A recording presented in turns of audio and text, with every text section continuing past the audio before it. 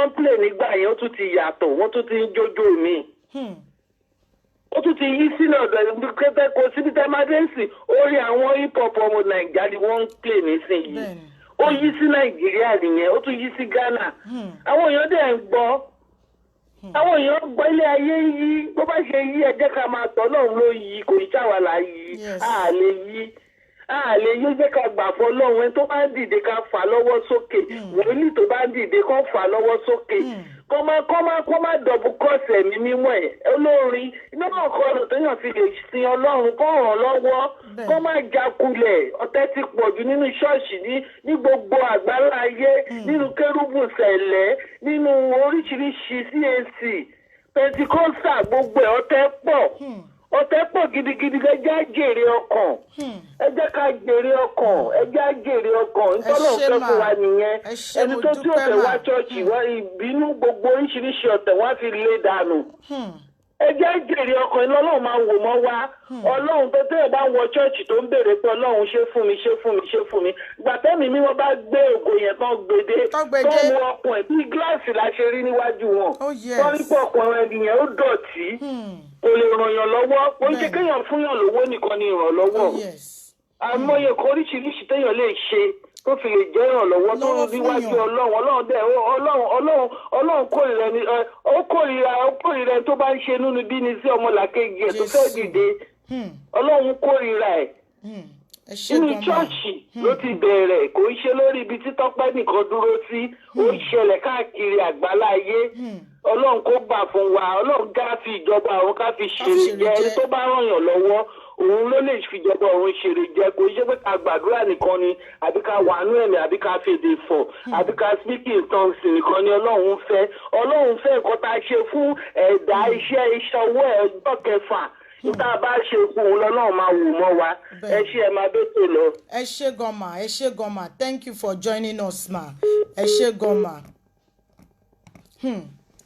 ọ̀rọ̀ ni mọ́mì sọ o ẹ má bínú mi mọ̀kàn tó já tó disrupt live video tá à ń ṣe tẹ́lẹ̀ orin kan sọ pé kí lóhun tá a bá fi fún wọn Ọlọ́run Olódùmarè jẹ́ ká lè bá ọgbẹ́ títí oníbú ọrẹ kò sóhun tá lè fi fọ́lọ́run Ọlọ́run ò ń jẹ̀bà kì í jàmàlà ohun tá bá ṣe fúnra wa ìrànlọ́wọ́ tá lè ṣe fúnra wa òun náà ni gbogbo a máa fi rí ojú rere Ọlọ́run. Thank you very much for tuning in ẹ ṣé gan mo dúpẹ́ share this program ẹ ṣé àtúmọ̀ bára wa sọ̀rọ̀ I'm still coming on me ìmọ̀kẹ́ máa jáde lẹ́nu in the first place mo kàn try láti respond sáwọn èèyàn tó pè mí ni share this program tọ́lọ́ ń ṣe fún yín lórí ọ̀fẹ́ màá tún wá we have a lot to talk about màá wá sọ difference ẹ̀mí tá à ń gbà lọ́dọ̀ Ọlọ́run àti bí Ọlọ́run ṣe ń lò wá àti bí Ọlọ́run báwọn ẹlòmíì bó ṣe ń ṣe ìfèdèfọ̀ bí àwọn ẹlòmíì bó ṣe ń fi orin lásán bó ṣe fi ń yin Ọlọ́run tó fi ń dúpẹ́ tí ìdè ń já màá sọ̀rọ̀ lórí màmá wa Bọ́lá Àrẹ àti màmá wa Fúnmi Àrágbáyé màá sọ̀rọ̀ lórí bàbá wa Tìmí Òṣùkọ̀yà màá sọ̀rọ̀ lórí bàbá wa Ayẹ̀wá màá sọ̀rọ̀ lórí bàbá wa Akin Adébáyọ̀ màá sọ̀rọ̀ nípa àwọn great musicians tó ti kọrin ẹ̀mí tí kò sì sí ìlara tí wọ́n jáde lé ira wọn ṣe understand wọ́n jáde lé ara wọn ni kò dẹ̀ sí ìlara kò dẹ̀ sí pé èèyàn kan block èèyàn kan nǹkan tẹ́lẹ̀ máa tà lélẹ̀ máa tà bá ṣe jọ ń pe Ọlọ́run wa ó yàtọ̀ síra wọn bá ṣe jọ ń fi ohùn wa bá ṣe jọ ń fi ẹlòmíì kò lè kọrin ó mọ àdúrà gbà ẹlòmíì kò lè gbàdúrà ó mọ orin kọ ẹlòmíì lè ka psalm ó lè ka bible á dijú bá a máa ka bíbélì bá ṣe gbà ọ̀tọ̀ọ̀tọ̀ ni Ọlọ́run ló ń pín ẹlòmíì a máa lálàá alẹ́ a sì máa ṣẹ bó ṣe gbà ní tọ́lọ́run fún nìyẹn so ẹ má jẹ́ ká jowó ògo lógo àǹtí Tọ́pẹ́dẹ̀ náà ló kọ́ ó ní má jowó ògo lógo láì dáa kó má lọ ṣìnà lọ gbé àpótí òfo. Why are we not doing what we are preaching? Kí ló ṣẹlẹ̀? Kí ló dé? Share this program. fún ìgbélékè Ọlọ́run ni. Don't let us bring anybody down. Ohun tí a fi rán ẹ ò lè ṣe, nǹkan tá bá fi rán ẹ nìkan ló lè ṣe. Nígbà tẹ́ kọ lọ́gán, gbogbo èèyàn ló gbé lọ́gán, mi mọ̀ tó ń jẹ́ lọ́gán, but mo ní kí ló ń jẹ́ lọ́gán, kí ni ìtumọ̀ lọ́gán yẹn, kí ni lọ́gán mean? And I have people that said lọ́gán lẹ́sẹ̀kẹsẹ̀, nǹkan báyìí lẹ́sẹ̀kẹsẹ̀, kíní kan lẹ́sẹ̀kẹsẹ̀. Àwọn èèyàn dẹ̀ enlighten mi pé lẹ́sẹ̀kẹsẹ̀ ló ń jẹ́ bẹ́ẹ̀, lẹ́sẹ̀kẹsẹ̀ tí Ọlọ́run dé ìgbàlà wọ ilé mi, lẹ́sẹ̀kẹsẹ̀ tí Ọlọ́run dé ìdáǹdè, bó ṣe yé ẹ̀yin lẹ ṣe sọ yẹn. Ọlọ́run tí kì í dalẹ̀, Ọlọ́run tí kì í ṣìkà, Ọlọ́run tí agbénú ẹni ká tó fọ̀. Àǹtí, ẹ lọ kíyèsí ara kẹ́dẹ̀ kíyèsí ìrìn yín, ẹ ti ṣe àwọn nǹkan, ẹ ti ṣe àwọn èèyàn. People started bring me ni bring anybody, but people gave me pictures. Àwọn nǹkan báyìí, àwọn mo mọ̀ tán ẹ̀ láti kíní kan. If people started digging things out for you, àǹtí mi, ó máa lẹ́tìkẹ́. Come out and do the needful. Come out and do the needful. Share this program. Tó bá wá síta, jẹ́ kó mọ̀ wípé mi mọ̀ bóyá fẹ́ sọ, bóyá fẹ́ lẹ́rùn ara ló lù ẹni because mi mọ̀. Because kò sí ẹni tó wà in his or her own right senses tó máa lọ́lọ́run kì í ṣe onídùúró òun. Nílùú yìí, ìlú táwa ń gbé yìí, nílùú ọba táwa wà yìí, tó bá fẹ́ ṣe nǹkan kan bí tó bá nídìí gàrántọ̀ bó o rí onídùúró, ò lè rí ṣe. Ṣé fẹ́ gbọ́ mi? Kò sí free lunch, wàá wóǹdùó ni. Tó bá wá tó rí tí gbogbo èèyàn tó ṣe, Ọlọ́run á dẹ̀ fi èèyàn á fi rọ́pò, á fi ṣe onídùúró pé ìwọ lọ dúró fún bí báyìí. Ọlọ́run á fi sí èèyàn kan nínú, ẹnìyàn á sì sọ wípé má wọ́rì ìyá mi, má wọ́rì àbúrò mi, jẹ́ ká lọ. Ọlọ́run nìyẹn, because Ọlọ́run ò ní sọ̀kalẹ̀ wá. Èèyàn náà ló máa rán láti ràn èèyàn lọ́wọ́. Gbogbo nǹkan tá bá ń ṣe ká máa kíyèsára. Ní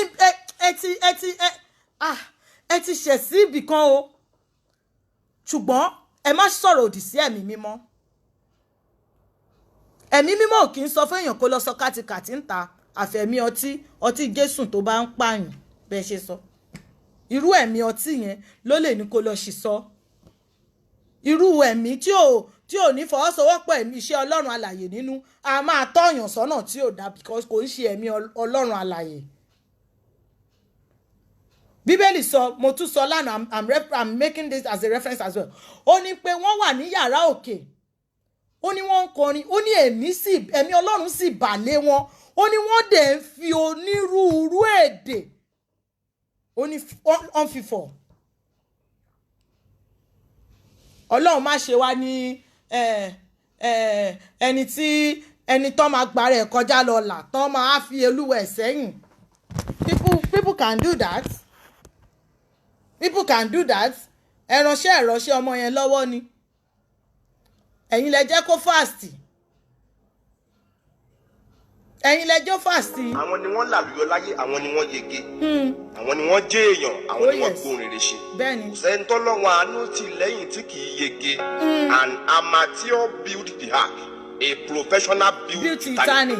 The ark floats and the Titanic sank. Bọ́lọ́run àánú bá wà lẹ́yìn èèyàn, ohun gbogbo téèyàn bá ń ṣe yóò máa lọ déédéé. Ọ̀gá bọ́ọ̀rọ̀ yìí, má jẹ́ kí Ọlọ́run àánú kọ̀ ọ́ sílẹ̀. Má jẹ́ kí Ọlọ́run kọ̀ ọ́ sílẹ̀ o. Bó bá ti kọ̀ ẹ́. Ayé wọn rá ni. Àǹtí Tọ́pẹ́, ẹ má jẹ́ kí Ọlọ́run kọ̀ yín sílẹ̀ torí tó bá ṣe pẹ́rẹ́. Ẹ gbé. Ẹ̀mí mímọ́ ò ní kọ́ yín pé kẹ́ lọ ṣìwà o. Àwọn tó kọ̀ wọn ò rọ́nà gbígbà. Bó bá kọ olówó tálákà, Bíbélì pàápàá jẹ́ ká mọ̀ pé Olúwa fúnra ẹ̀ sọ pé Jákọ́bù ni mo fẹ́ràn, Ísọ̀ ni mo kórìíra. Listen to this. Whatever makes you comfortable without God makes you comfortable without him. ẹ ṣé mo dúpẹ́. I will see you next time on this show. Thank you for joining in. I love you. I love you. You know I love you already. Because ẹ̀yin ni Ọlọ́run jẹ́ kẹ́ máa wò mí. Ẹ̀yin l'Ọlọ́run fi sí nínú tẹ́ ẹ bá wò mí kọ́ kí ni mo fẹ́ ṣe. Thank you everyone. I love you. I love you. I'll still come back tomorrow. As time permits me, I will come in and we will talk about it again. I will talk about ẹ ṣé gan. I love you. I love you. Thank you very much. Òun náà lọ bá. Èdìdí orin lẹ́nu mi. Àṣírí tó ń gbé inú Òṣùmàrè. Òjò tó ń pa aláboyún tí ò pọ̀ mọ́ inú ẹ̀. Kò pọ̀. Àṣírí iyọ̀ nínú òkun. Ìwọ náà lọ́ba. Òun ni ọba. Share this program. Ó pín ọkọ̀ sí méjì. Ó fi kẹ̀kẹ́ ogun jóná. Ọba mi tó fi ẹ̀fúùfù lọ́rùn fún ọkọ̀ Táṣíṣì. Ó máa gbọ́. Èdè nínú èdè. Ohùn nínú ohùn. Àṣẹ nínú àṣẹ. Agbára nínú agbára. Ọbángẹ́lì ọba ènìyàn. Ọ̀gbẹ́ni kan gara ẹnìkan sílẹ̀. Máa gbọ́ sórí bẹ́bẹ̀ yẹn dì. Ṣùgbọ́n ògbé ẹnìkan ga rẹ ẹnìkan sílẹ̀. Sórí pọ̀rọ̀ yẹn ó tóbi díẹ̀. Ògbé ẹnìkan ga rẹ ẹnìkan sílẹ̀. Ẹ má ṣe bẹ́ẹ̀. Don't bring people down. Sister Tọ́pẹ́. Don't bring people down with your voice. Ẹ gbé àwọn èèyàn sókè. Ẹ jẹ́ káwọn èèyàn surround yín. Don't bring people down. Ẹ gbọ́ nǹkan tí sister mi sọ bẹ́ẹ̀ yẹn. Ọba ló ṣì ń kì. Onímájẹ̀mú ló ṣì ń pè. Ó ṣì ń pè ọ̀run ni. Ó ní ògbé ẹnìkan ga rẹ ẹnìkan sílẹ̀. Ẹ gbọ́. Ẹnìkan sílẹ̀. Ògbé ẹnìkan ga rẹ ẹnìkan sílẹ̀. Ọ̀gbẹ́ni kan ga rẹ ẹnìkan sílẹ̀. Àgbámú orísun gbogbo. Dansaki rẹ̀ màrẹ́ o. Afọbajẹ́. Ṣọwọ́ yẹn bí ẹni. Wàá kọ́ látinú kò mọ́ òkú ọkàn. Dansaki rẹ̀ màrẹ́ o. Afọbajẹ́ ó yá Olúwa. Dansaki rẹ̀ màrẹ́ o. Afọbajẹ́. Ẹ mọ̀gbà tá àǹtí Bísí ti ń kọrin. Ẹ mọ̀gbà tán ti ń kọrin. Ẹni tí ẹ̀mí Ọlọ́run bá lò kó dídán kán máa bẹ́ẹ̀ tajà kán máa bẹ́ẹ̀ rajà kán máa ṣe òun kọ́. Torí owó tí à ń ná òfo ni. Ẹ gbọ́. Thank you very much. Thank you very much. Thank you. Share this program. Gbogbo internet ti share. Ọwọ́ tẹ́ fi share ẹ̀ ní fi gbé ọmọ sin. Ọwọ́ tẹ́ fi share program yìí ẹ̀ ní fi gbé ọmọ yín sin. Ẹ̀ ní jẹ̀bi ara yín. Ẹ̀ ní jẹ̀bi pé share. Gbogbo ohun tó ń dùn wá lọ́kàn l'Ọlọ́run máa ṣe fún wa. Àṣeyọrí ògo ni Ọlọ́run máa ṣe fún wa. Ọlọ́run ò ní jẹ́ ká jẹ̀bi. Ọlọ́run ò ní pa wá lẹ́kún àárọ̀ kò ní pa wá ń tọ̀sán. A ní jẹ̀bi ara wa. Ẹ̀rí àwọn wòlíì á sọ wá di ńlá. Ọlọ́run ò ní lò wá fún ìparun ẹnikẹ́ni. Ọlọ́run ò ní lò wá fún ìparun ẹnikẹ́ni.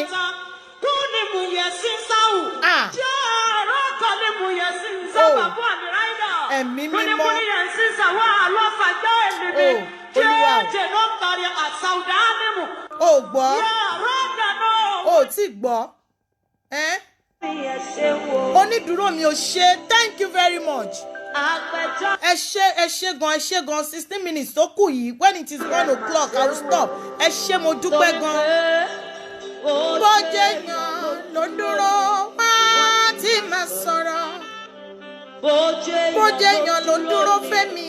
Wọ́n ti sá lọ. Bójé yan ló dúró. Wọ́n á ti máa béèrè owó. Thank you Father. Onídùúró mi ẹ ṣé o. Ìbàjẹ́ èèyàn. Máa gbọ́ orin yẹn. Wọ́n á béèrè ní kó fara di pàápàá ẹlòmíà béèrè ohun tó lè san lọ́wọ́ ẹ wọ́n ti sọ̀rọ̀ sí ẹ níbi tẹ́nu ẹ ò ti tọ́rọ̀ bó jẹ́ èèyàn ló ń dúró wọ́n complain wọ́n ti sọ̀rọ̀ míì wọ́n ti sọ̀rọ̀ sí ẹ débi pé ìwọ gangan òye á ti kọ́ ẹ tó bá jáwọn náà ń dúró fún ẹ wọ́n ti sọ̀rọ̀ sí ẹ tẹ́ pé wàá ti wò pé Jésù ṣé mi náà lẹ́ni sọ̀rọ̀ sí báyìí. Sí ọ ìwọ àdàbà Jésù àdàbà tó wà lẹ́yìn ọgbà àdàbà mímọ́ ni àdàbà yóò wọlé ẹ̀yin máa láìka ẹ̀yà dìde sí máa fàríkà irú máa gbọ́ tó gbọ́ láwọn ẹ̀yin tí ń gbénú ọjọ́ ṣiṣẹ́. Sísítà mi ẹ lọ tọrọ ìdáríjì ẹ̀ṣẹ̀ torí ẹ̀mí Ọlọ́run ń bá wọn tó ń bá sọ̀rọ̀. Ó ń bá àwọn tó ń sọ̀rọ̀ ó dẹ̀ ń fún wọn lóhùn wọ́n dẹ̀ ń fọ́ síta. Ó ń bá àwọn ènìyàn sọ̀rọ̀ àwọn èèyàn ń gbóhùn ẹ̀ lórí ìdúró wọ́n ń gbóhùn ẹ̀ lórí wọ́n dẹ̀ ń sọ bọ́lọ́run ti ń sọ.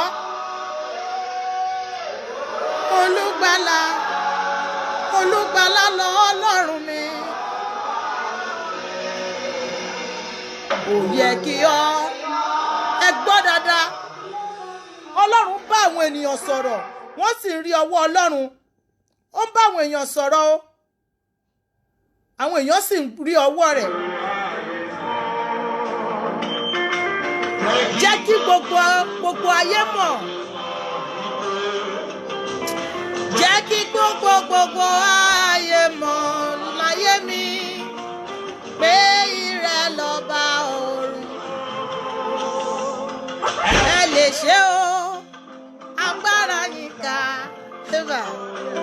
Olúwa ayérayé nínú àwọn ọ̀run ẹ wo a máa tún pàdé ẹ ṣé gan I love you all I love you all I love you share this program God bless you for joining me.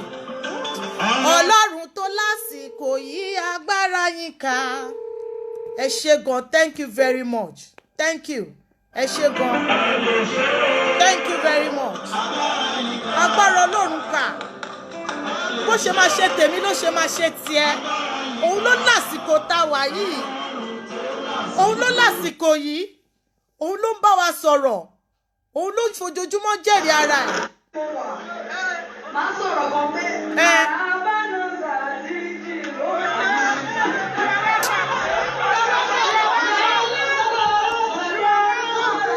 Ọlọ́run wà láàrin wa ó ń bá wa sọ̀rọ̀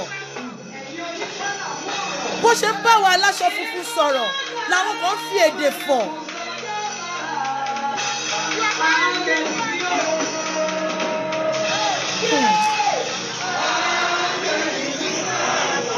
Sister Bola.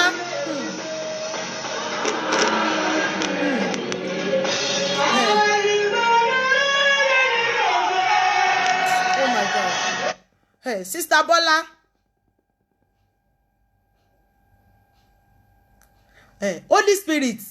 Holy Spirit ò ní sọ fún pé kó bring èèyàn dáhùn. Holy Spirit ò ní sọ fún èèyàn pé kó tánìṣì méjì ọmọlàkejì ẹ̀. Ọlọ́run má yẹ ká jẹ́ bad instrument. Òun ló mọrú Holy Spirit tó ń gbọ́ lẹ́nu ẹ̀. Èmi ò gbọ́ láti ìgbà tí mo ti ń gbọ́ àwọn ọ̀ràn mo ti ń rí àwọn pastor mi ìgbẹ́ni tó jáde torí pé Holy Spirit ló ní pé kí n sọ pé orin tí ẹlẹ́gbẹ́ mi kọ òun ló mọ ohun tó dé tọ́lọ́run tó fi dúró fóun. Mi ò ní sọ bẹ́ẹ̀ fún anybody. Share this program. Ẹ lè pè wọlé tẹ́ bá fẹ́. Ẹ jẹ́ ká jọ sọ àsọyé pọ̀. We still have few minutes, 30 minutes lání. ẹni tó sẹ̀rì fáwọn kérúbù ó sẹ̀rì fáwọn celestia ó sẹ̀rì fáwọn ọjọ́ aláṣọ ara ó sẹ̀rì ẹni ó ń sẹ̀rì ìbùkún kiri fún gbogbo wa ni ó ń sẹ̀rì àánú sí wa lórí ni ó ń sẹ̀rì ìṣelógo fún wa.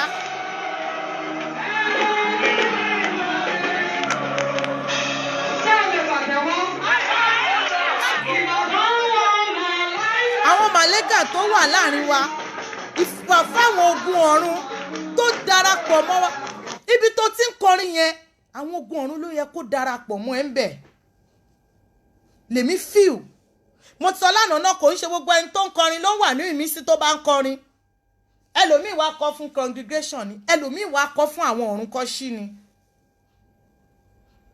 kò sí bẹ́ẹ̀ ẹlòmíì á kọ́ pé jẹ́ let them see me èmi náà ni mo fẹ́ kọrin èmi mo wà ń bẹ̀ èmi náà ń sọ ẹlòmíì kò kọ nípa ti ẹ̀mí bí kò ṣe nípa ti ara because mo feel pé tí àwọn ẹ̀mí ọ̀run bá bà lé síta tọ́pẹ́ níbi tó ti ń sọ ọ̀rọ̀ yẹn spirit of Lord á máa flow ní orin yẹn á máa wá níbi tí ọ̀gán ò tí mọ̀ níbi tó ò tí mọ̀ á máa wá orin yẹn á máa wọlé wàá máa flow pẹ̀lú rhythm yẹn ọlọ́run á gba iṣẹ́ ṣe ẹ̀mí ọlọ́run á máa rá bàbà ìdí á máa já ò ní rántí ọ̀rọ̀ ẹnìkan kọrin kan ò ní rántí ọlọ́run máa yẹ kán gbẹnu wa sọ ohun tí ò dáa ibi tá a ti ń gba yìí ọlọ́run má jẹ́ àtẹ́ ń bẹ̀ ọlọ́run má jẹ́ ká tẹ́ níbi tán ti fẹ́ràn wa sísítà mi ẹ lọ ṣe àtúnṣe sísítà Tọ́pẹ́ ẹ lọ go and say something go and address the issue.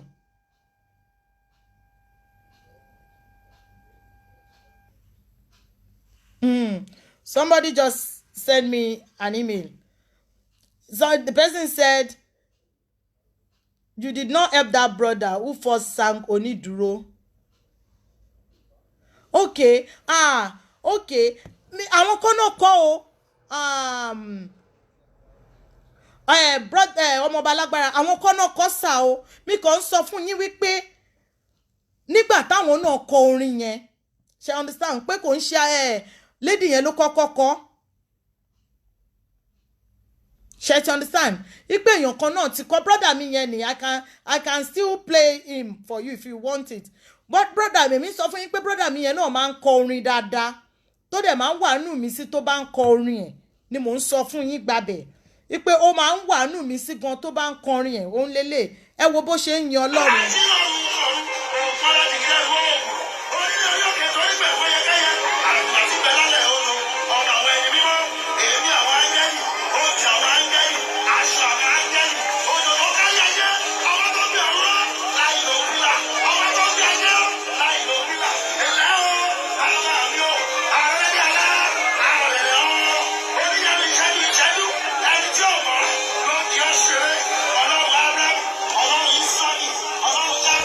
People rolling on the floor. See people in spirit. See people. Ẹ wo àwọn tó ti bá lọ́run dọ́gba lẹ́sẹ̀kẹsẹ̀ tí bàdá yẹn wọnú ẹ̀mí. Jésù Kristi. Olúwa.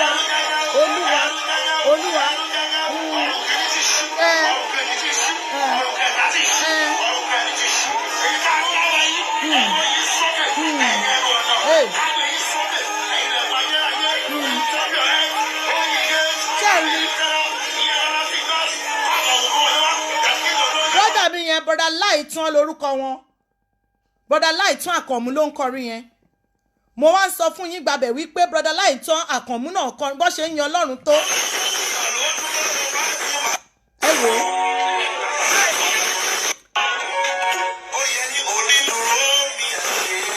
Wọ́n láwọn kọrin ní 2015 Guarantor ṣẹ́rí 2015 náà láwọn lọ́kọ́.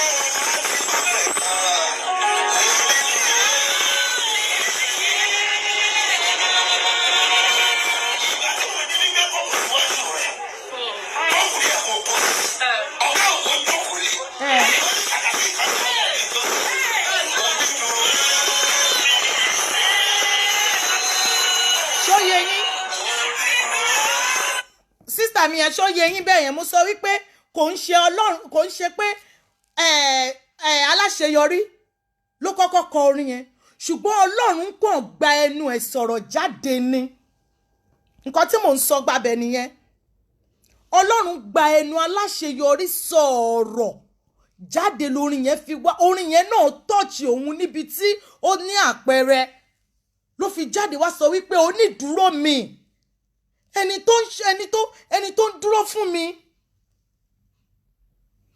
ṣe to understand mo ń sọ fún yín gbàgbé pé share this program share it àǹtí yẹn bọ̀dá yẹn ń sọ wípé onídùúró òun dúpẹ́ bọ̀dá yẹn náà kọ́ náà tí bọ̀dá yẹn bá dẹ̀ ń kọrin brọ́dà mi ìwẹ́ ni tó bá ń kọrin ọ̀run a máa ṣí. Share this program with me ọ̀rọ̀ Ọlọ́run lájọ fi ń yéra wa kò sẹ́ni tó mọ̀ tán you can call in a ní 7 minutes.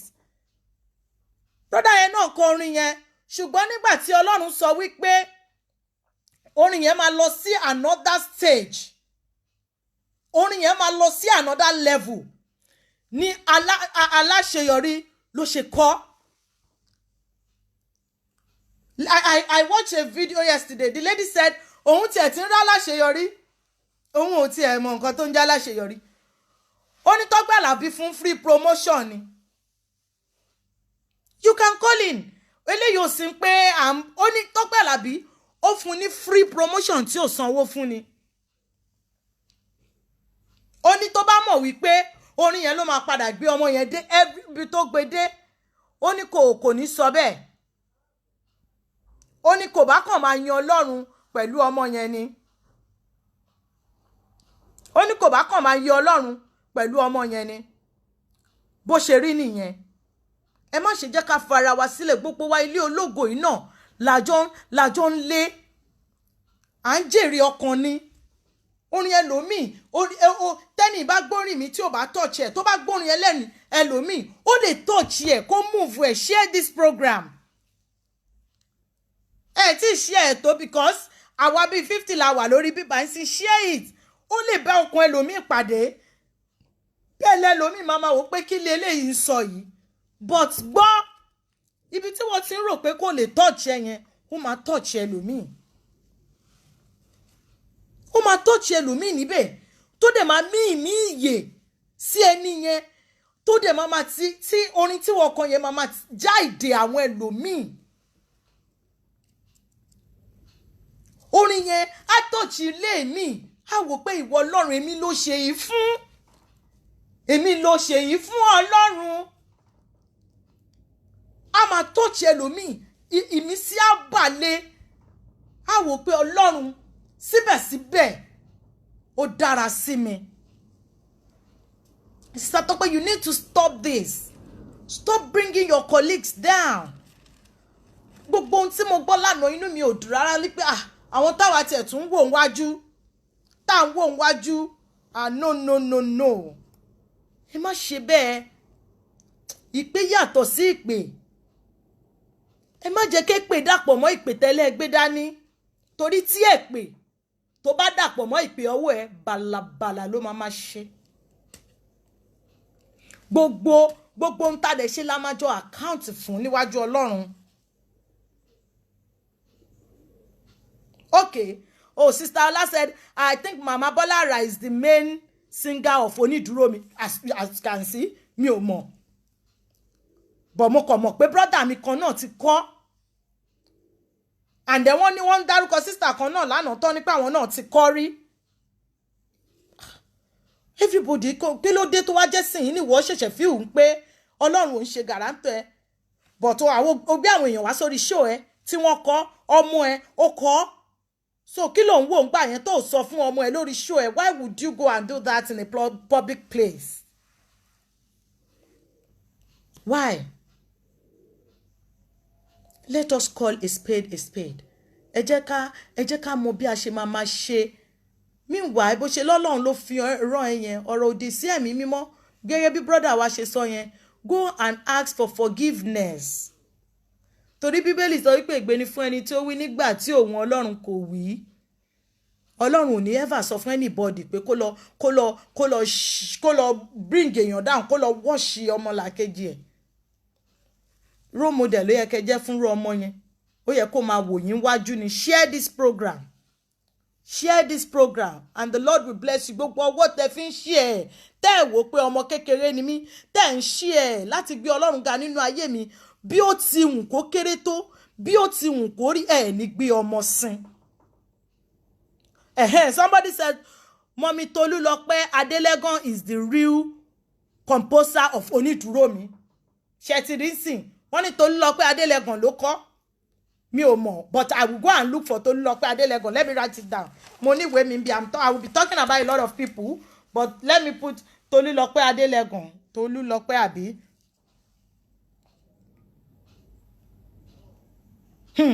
Hey, Auntie Bola said, when the Lord is ready to bring out an uncommon thing to uplift the person. Ọlọ́run, Auntie Bola, Ọlọ́run, ẹ̀yin lọ́lọ́run lò láti gbé ọmọ yẹn ga in another dimension ni o. Share this program. Tolulope Adelegan. Yes. I will go and look for that song, then I'll bring it in for people to listen to it. Tolulope Adelegan gan tó kọrin yẹn, mi ò rò pé viewers tí Yínká ní Tolu ni. Torí àwọn èèyàn ṣe ń wá orúkọ Tolulope Adelegan ni, but ẹ bá ti press onídùúró mi ẹ ṣé o, orúkọ Yínká ló máa jáde ńbẹ̀. Because òun lọ́lọ́run fi rán ni, tó bá fi rán èmi gan, ó lè má lálẹ́ ùtó yìí. Yes, Sister Eunice said we need the wisdom of God. Bẹ́ẹ̀ni, kan lè kan máa sọ̀rọ̀ jáde, a need ẹ̀mí Ọlọ́run ká máa jáde ká máa sọ pé Olúwa gbogbo ohun tí mo máa sọ jẹ́ kó bá gbàgbọ́ nínú àwọn ènìyàn, kó dẹ̀ lè jẹ́ kí wọ́n so èso rere, kó lè so èso rere. Torí tó bá so èso rere, nǹkan ẹyọ kan tó bá gbìn, 10 ló máa jáde ńbẹ̀. Tó bá yẹ pé Àǹtí Tọ́pẹ́ gbìn dáadáa ni, tóun náà fine tune orin yẹn, tó kọ orin yẹn dáadáa, I'm sure a lot of people wọ́n á tún jèrè ọkàn púpọ̀ sí ní ọjọ́ yẹn. Tó bá yẹ pé wọ́n bring ọmọ yẹn down, tó bá yẹ pé wọ́n kàn ṣe bẹ́ẹ̀ yẹn, àwọn náà bá jèrè ọ̀pọ̀lọpọ̀ ọkàn. Share this program. Brother Michael, Sister Eunice, share program yìí because ẹ̀yin méjèèjì lẹ ṣì ń sọ̀rọ̀ tó pọ̀ ní àsìkò yìí. Àti Sister Ọlá, Mami Gold, have you shared it? Yes. Okay. Sister Erinka said people should try and embrace each other. Bẹ́ẹ̀ni, okay. Sister Láwùmí ti kọ fún mi, Lady Evangelist Tolulope, okay, from CAC.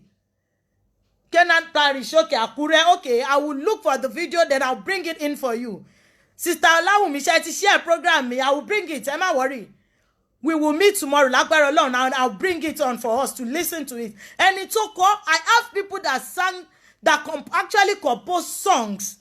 Tí àwọn èèyàn dẹ̀ mọ̀ pé àwọn ló kọ, tó pé ẹni tó gbà kọ, ògo yẹn yọjú tẹni tó kọ lọ. Kò ń ṣe torí pé àfihàn wọn o. Ó lè jẹ́ àsìkò, ó lè jẹ́ nítorí ẹnìkan lọ́run ṣe máa ṣí lẹ́sẹ̀kẹsẹ̀. Lórin yẹn á dẹ̀ máa fly over.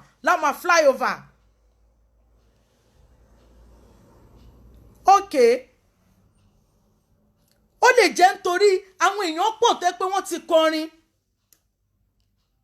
Àwọn èèyàn ti kọrin lọ tó pé orúkọ wọn gan kọ́ la máa fi rántí orin wọn. A kàn máa rántí pé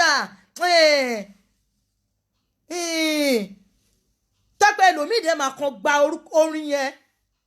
Ẹlòmíì kan dẹ̀ máa gba orin yẹn kọ lẹ́nu wọn. Ọlọ́run á dẹ̀ sọ dorin. Ọlọ́run á dẹ̀ sọ di ọ̀nà. Orin yẹn á dẹ̀ máa ṣe ìwòsàn, á máa ṣe ìgbàlà. Òun dẹ̀ kọ́ ní originator orin yẹn. Ẹni yẹn kọ́ ló ṣe orin yẹn. Sister Tope, this is just I want you to learn your lesson from this. Because wọ́n lè ti ṣe fáwọn Ṣọlá Àlìńsẹ́, ti ṣe fún gbà ṣe fáwọn, ẹ rí pé kò tán lẹ̀ tó yìí. But for this to go this viral, God is telling you something, and I would like you to hearken to the voice of the Lord. Kẹ́ gbọ́ ohùn Ọlọ́run. Ọlọ́run fi nǹkan kan wọ̀nyí tí eléyìí ò bá ṣẹ̀ àmì èyí tó máa ṣẹ̀tọ́ pé and bí a ṣe ń lọ yìí Ọlọ́run má jẹ́ kí gbogbo wa lose ògo wa. Ọlọ́run má jẹ́ kí yes Sister Bọ́lá àsìkò aláṣeyọrí tó ni yes ó ti ń sunkún sọ́lọ́run kọ̀ọ̀kan ni ó ń sunkún sọ́lọ́run kọ̀ọ̀kan lọ́lọ́run ṣe dá lóhùn gbangba. Ọlọ́run má yẹ kó fi wá ṣe instrument burúkú ó wá fẹ̀yìn ṣe instrument tó ṣe kínní. Yes o Mrs. Popola, she has not done anything wrong singing onídùúró mi ẹ̀ ṣe o I sing it látàná yẹn gan lèmi tẹ̀ tí wá ń kọrin. Bó bá jẹ́ èèyàn ló dúró ni wọ́n á ti máa sọ̀rọ̀ bó bá jẹ́ èèyàn ló dúró ni wọ́n á ti sá lọ tó bá lọ jẹ́ pé èèyàn ló dúró wọ́n á ti máa sì règùn onídùúró mi ẹ̀ ṣeun o. Tó bá lọ jẹ́ pé èmi ni mo wà lórí ọwọ́ tí ń fẹ́ kọrin yẹn bó àfihàn mi ìbá kan jù bẹ́ẹ̀ lọ tán bá fi rán mi kò sí ohun tí mo lè ṣe. Màá tún wá máa gbé sọjí wọ̀ màá tún máa sọ pé ayérayé bó bá jẹ́ èèyàn ló dúró ní àti kọ́kọ́rọ́ agbára oníṣe ògo ńláńlá ẹ̀mí àwọn wòlíì tó ká òjìrò kò ṣògo ọba tó ń gbénú ọ̀run pàṣẹ bó bá jẹ́ èèyàn ló ń dúró ní wọ́n á ti máa sì règùn filẹ̀ onídùúró mi ẹ̀ ṣeun o. Èmi kọ́ máa máa dẹmọ sí máa máa dábí ẹdun máa máa rọ̀ bí òwe. Ṣẹ́gbọ́n Sister Tosin ni I think God is working on Sister Tope over her hidden mistakes. Ṣẹ́túgbọ́ ó nìyẹn wọ́n ti sọ fún wa yẹn. Ṣẹ́túgbọ́ àmọ́ bí ta ti ń ṣìṣọ Ọlọ́run má jẹ́ àṣìṣọ Ọlọ́run má yẹ kí n tí ò dáa kó gbẹnu wa jáde. Àsìkò aláṣeyọrí tó ní Sister Bísí Aláwìyé kọ orin kan lẹ́ǹkan ó ní a máa rẹ ń tó ga sílẹ̀ a sì máa gbé lòmí dìde.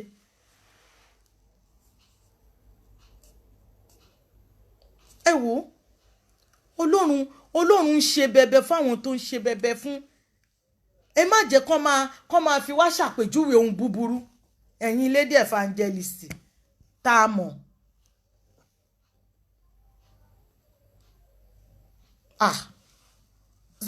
Ọtí Jésù ń pa mí o jàre. People will start bringing things up. People will start Ṣọlá Allyson yes ó tán ni now. I need to see Ṣọlá Allyson write up on her Instagram. Okay, let me write that down. Ṣọlá Allyson write up. I'm going to write up. Yes, mo ti kọ́lẹ̀ màá lọ wá màá mú wá. Yes. Ẹ jọ̀ọ́, let us be careful, especially àwa tá a gbé kinní dání. Àwa tá a gbé ìpè dání. Ẹ jẹ́ ká control ara wa. Ẹ má jẹ́ ká torí ńgbà tí Jésù rí ọ̀pọ̀ èrò kò ṣiṣẹ́ o. Ó ṣiṣẹ́ àmì àti iṣẹ́ ìyanu o.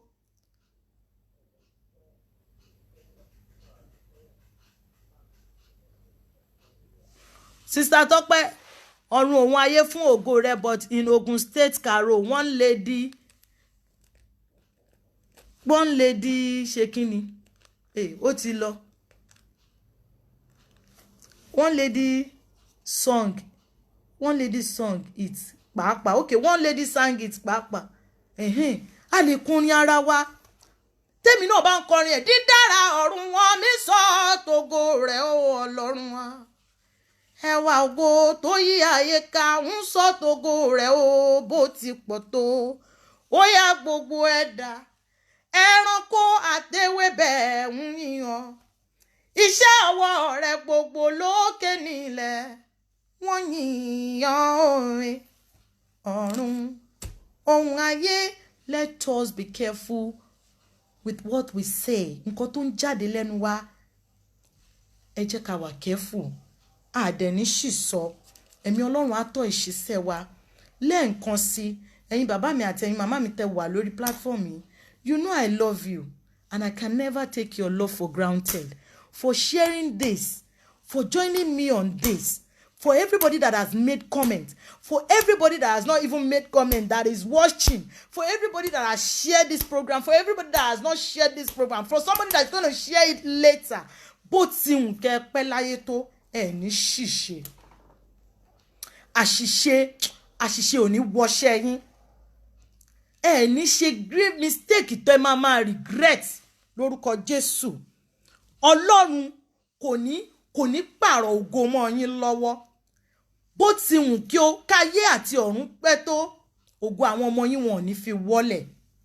I appreciate you. Mo dúpẹ́ gbogbo ìgbà. Tọ́pẹ́ is not more in spirit again. Ó ti Àjànàkú has collect the spirit from her. Ẹ má jà sọ bẹ́ẹ̀. Bẹ́ẹ̀ ni o, whatever Sister Yinka sọ pé whatever gift tọ́lọ́run ti fún ẹ, ó yìí máa fún èèyàn 1001. Somebody came to me. My lovely sister kan, ó wá ní ìrànlọ́wọ́. Mo ní yes. Ó ní mo fẹ́ máa kí Ọlọ́run bẹ́ẹ̀ ṣe ń kí Ọlọ́run. Mo ní ha. Ṣé ohun tẹ̀mí ti rí ni wọ́n ti rí? Wọ́n ń kí èèyàn bọ́, wọ́n ń kọ́yàn bọ́ ṣe ń kí Ọlọ́run. Ìwọ ló máa ro àròjinlẹ̀. Bá aláṣeyọrí ṣe sọ. Aláṣeyọrí ní mo ro àròjinlẹ̀ nínú ayé mi o, ibi àánú báyé mi dé o, àròjinlẹ̀ ní ìmọ̀ràn. Ìwọ ló máa rò, ìwọ ló mọ bí tí kinní yẹn ti sọ ẹ́.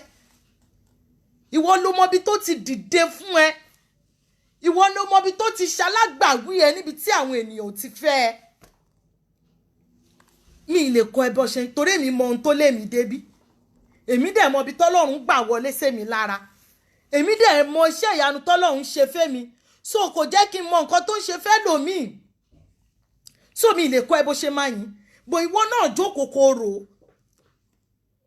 kóró sọ́tún kóró ó tó kó wọ́n pé èmi tí mò ń mí. Àwọn kan shut down lójijì lẹ́sẹ̀kẹsẹ̀. N tí corona ti ẹ̀bẹ́ lòmíì fà ń lù yìí. Ẹ̀mí ẹ̀dẹ̀ ṣì wà. Ṣé yẹn ò ní sọ pé Ọlọ́run ló dúró fóun? Ṣé mi mo dúró fún? Àbí vaccine ló dúró fún?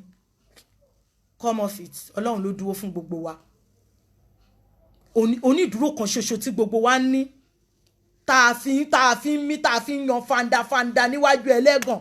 Òun nìkan ni. Ọlọ́run ni o.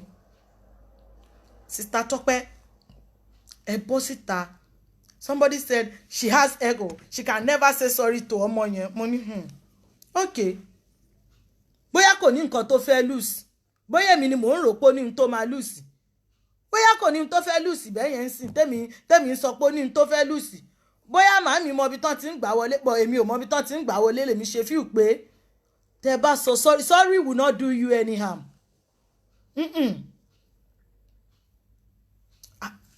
Baby mi má bínú o nǹkan tí mo mí nǹkan yẹn ó dá ẹ tún fún wa ẹ tún gbé gba ọ̀nà bòmí fún wa. Let people know you are sorry. Let people know you didn't do that to bring the lady down, or you didn't do that to tarnish her image or to look down on her. Let people know. That's all people wanted to know.